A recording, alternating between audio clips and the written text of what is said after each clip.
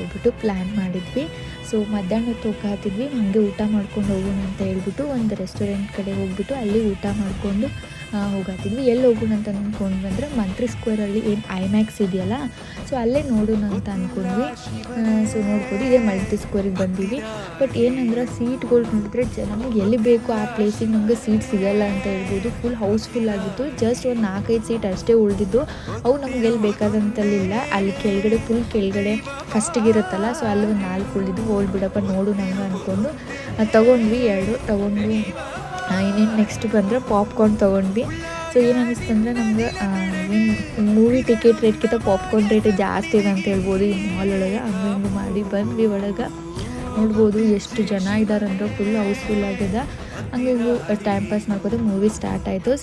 ಏನಪ್ಪ ಅಂದರೆ movie first ಹಾಫ್ಗಿಂತ second half ಏನಿದೆ ಫುಲ್ ಥ್ರಿಲ್ಲಿಂಗ್ ಅದ ಅಂತ ಹೇಳ್ಬೋದು. ಮಸ್ತ್ ಅದ ಮೂವಿ. ನೀವು ಒನ್ ಟೈಮ್